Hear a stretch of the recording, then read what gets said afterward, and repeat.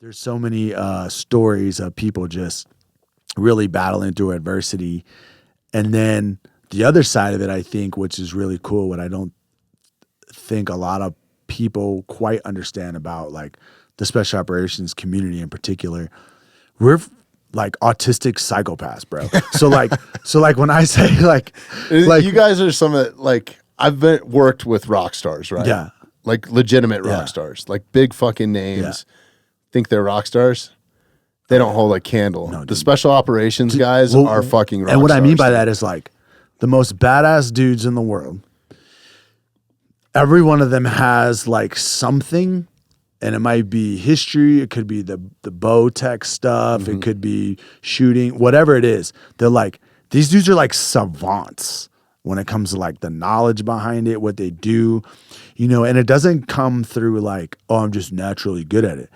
Like, I'll give you an example for like roping for me.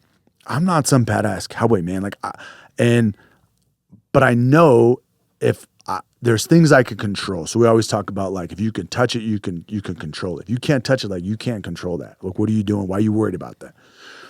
So like, for me, I could complain and be like, man, I want another horse. I want a faster horse. I want this. I want that. Or, you know, I need to, you know, I want to work at this ranch or work at that ranch.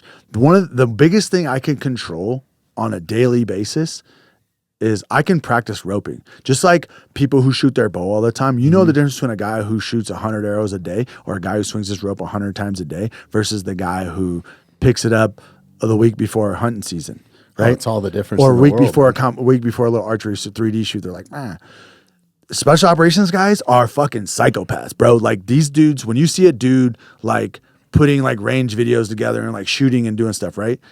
That dude is probably dry firing like 100 to 500 times a day. He's probably just not, he's probably got gun parts all over his kitchen. His wife's like, Jesus, bro. Like it's, what I mean by that is like, that I think that like, that is also something to be kind of like, I like when guys try to show a little bit more of that because people think like things come easy. So like, even like this week, somebody hit me up and was sitting there motivated. I was like, dang, you know, okay. And I was just trying to show like my workouts the week. Cause it's like, do you think like I'm 45 and fit and like do what I do because I just like whatever? Like, no, dude, I work my ass off to be right. To be able to do what I'm doing, to ride horses all day, to go on hunts, to cowboy, to do this. And so I think that like sometimes a little the behind the scenes kind of into the mind, the psyche of that repetition of like to be an expert, to be a savant, to be in, you know, or the journey of trying to be an expert, you know? And I think it's kind of like just that warrior through time, whether it's a samurai or natives or, you know, the Zulu or whatever it is, it's like you start this journey and it never ends. You know, like being a warrior is never going to end. And some people are like, well, I'm not, right? No, dude. Yeah, it's a journey. It doesn't mean you have to like be the warrior on the battlefield and doing that. It's more like the courage to do the right thing, you know, the courage to continue to like be able-bodied and to be able to do the right thing. You know, sometimes doing the right thing isn't just with your mouth. Sometimes it's actions and what you do. And if you're able-bodied and you train that way and you you know, look at, like I said, these guys through history. It's longevity of life too. Yeah. The more shape that your back is in, the longer you're going to be able to walk, right?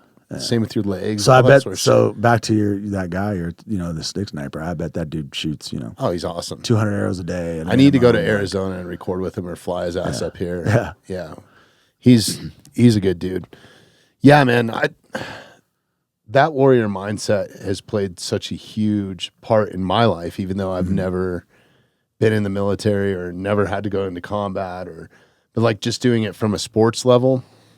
And I encourage anybody, let your kid, if he wants to play fucking football, let him go smash some people. Yeah. Because you got to learn how to be violent. And at some I also point, think you got to learn how to get your ass whooped. Yes. And if you ain't got your ass whooped before, like, you know, you end up stabbing somebody at a track meet because he's talk shit to you or whatever. All the crazy stuff you see on the news and what's going on. It's like, there's no repercussions for your actions anymore. And when we were kids, it was like, you got slapped around. Yeah. You know, like you just did.